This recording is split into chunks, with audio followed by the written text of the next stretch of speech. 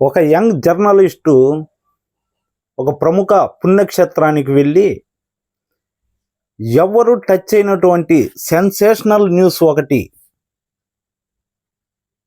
చేయాలని ఆ న్యూస్ చేసి పేరు ప్రఖ్యాతులు సంపాదించాలని అనుకుంది. ఆ క్రమంలోనే ఆలయ పూజారి వద్దకు వెళ్ళింది. ఆ పూజారి గారు, మీ వయసు ఎంతండి అని అడిగింది. 85 సంవత్సరాలు ఉంటాయి తల్లి అన్నాడు ఆ పూజారి. మీరు ఈ గుళ్ళో ఎప్పటి నుంచి ఉంటున్నారు అని అడిగింది. నాకు ఊహ తెలిసిన కాడి నుంచి, అంటే నాకు బుద్ధి వచ్చినప్పటి నుంచి నేను ఇక్కడే ఉంటున్నాను తల్లి అన్నాడు ఆ పూజారి. అయితే మీకు ఎప్పుడన్నా దేవుడు కనిపించాడా అని అడిగింది. మీరు కుక్కల్ని పెంచుతారా అమ్మా అని అడిగాడు ఆ పూజారి. మా పట్టణంలో ప్రతి ఇంట్లో దాదాపుగా కుక్కల్ని పెంచుకుంటుంటారు అని చెప్పింది ఆ జర్నలిస్ట్. మా పల్లెటూరులో కూడా కొన్ని కుక్కల్ని పెంచుతామమ్మా, పంట చేలో కాపలాగా ఉంటాయి అన్నాడు. అదేంటండి, నేను అడిగేది ఏమిటి, మీరు చెప్పేది ఏమిటి, ఒకదానికొకటి సంబంధం లేకుండా చెబుతున్నారు పూజారి గారు.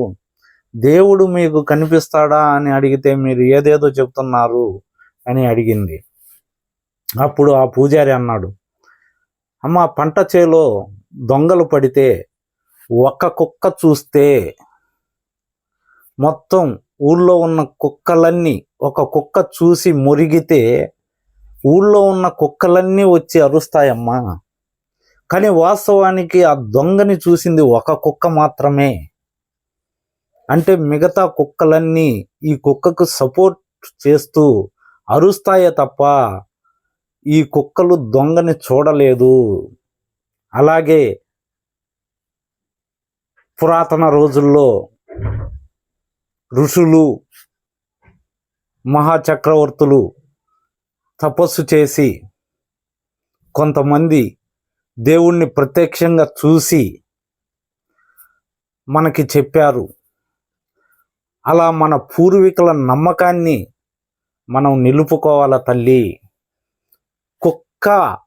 ఒక కుక్క దొంగని చూసి అరిచినప్పుడే మిగతా కుక్కలన్నీ ఆ కుక్కని నమ్ముతుంటే, మన పూర్వీకులు దేవుణ్ణి చూశాము అంటే మనం నమ్మకూడదా? నమ్మాలమ్మా అన్నాడు.